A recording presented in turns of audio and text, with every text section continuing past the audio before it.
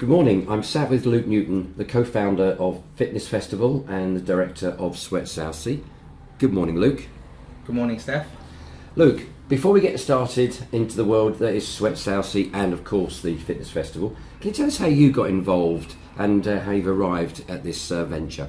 Yep, so I spent 9.5 years in the police service up in London, and it was time for a change really. So I retrained, became a personal trainer, and it sounds funny to say, but I'm a personal trainer that's not always fond of gyms, so I didn't envisage myself training in a gym environment.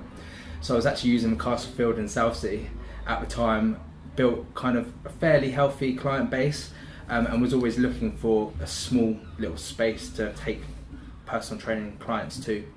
And we became aware of Hazelmere Road site where we now live, and that was that. And here you are. Yeah. There you are.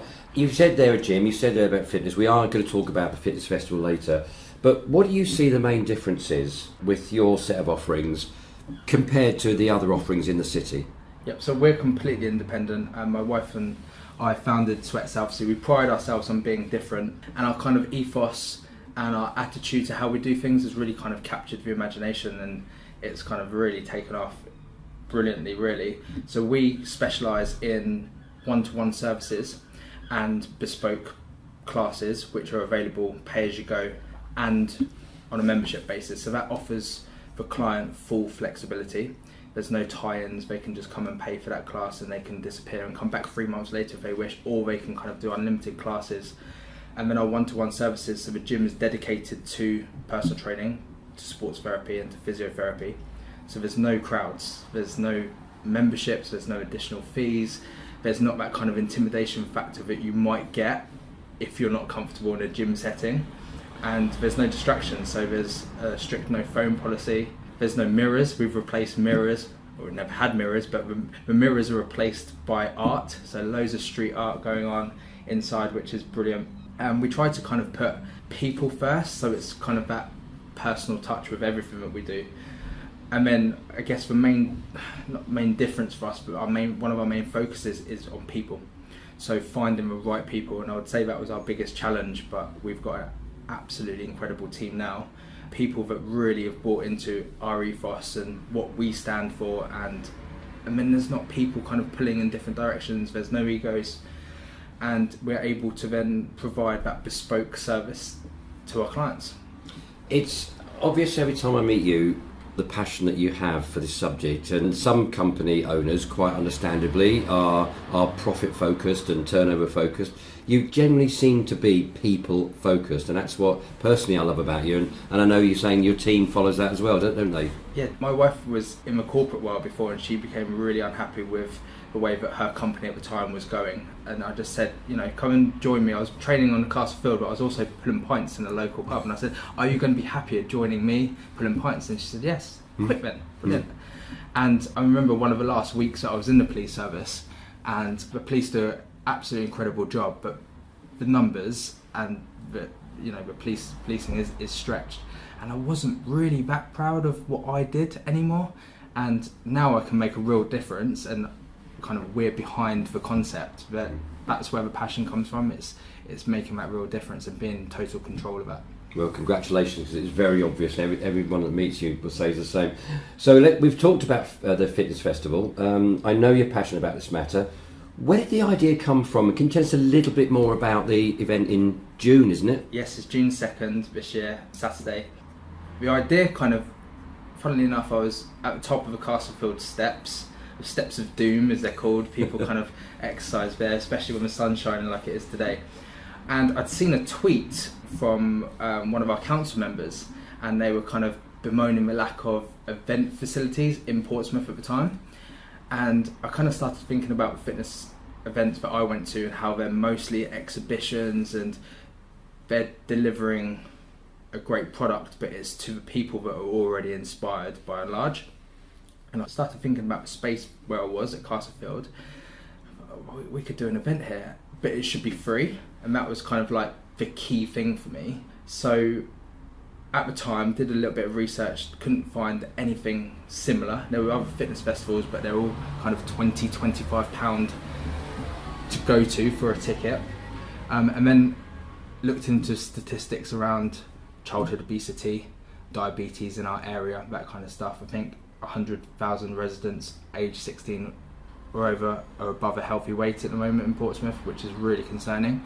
And I thought, we've got an opportunity to do something here. So I phoned a few local professional contacts, and they kind of, this is a great idea, we'd be all over it. And that kind of gave us the confidence to run the first fitness festival, which was nearly 4 years ago. Wow. And we probably had about 500 people come on the day, because Sweat wasn't even kind of born at the time we kind of came up with a fitness festival. And then we've kind of doubled year on year. So it's a great day, loads of teams, volleyball team,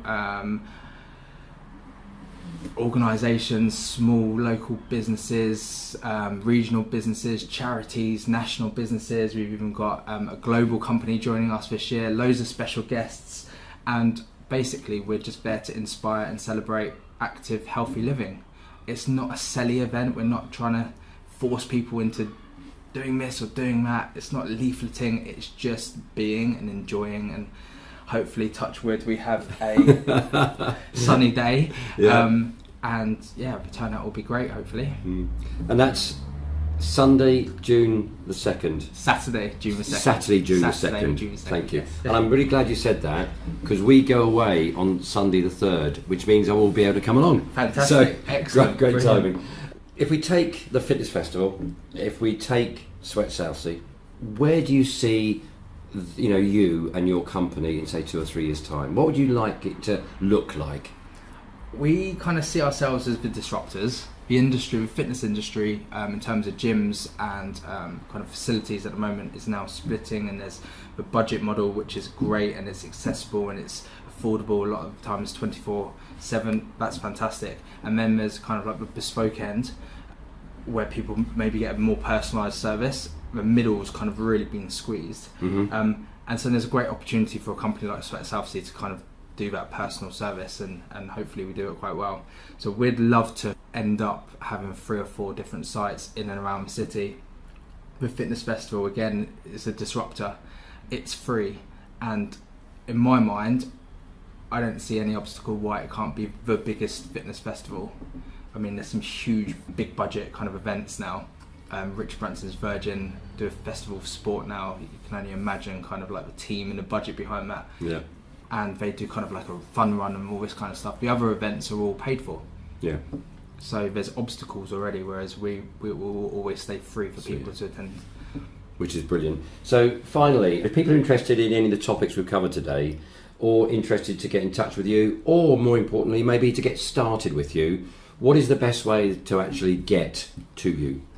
Any way you can find us, so whether it's a phone call or an email, a Facebook message, Instagram, comment or direct message or a tweet, we try our best to answer people in whatever way we can. So we're all over social media and the other end of a phone line and email as well. So our Instagram is sweat_Southsea, fitness festival is fitness_festival, and our Twitter is just all one word @SWEAT Southsea, and the fitness festival Twitter is Southsea Fit Fest.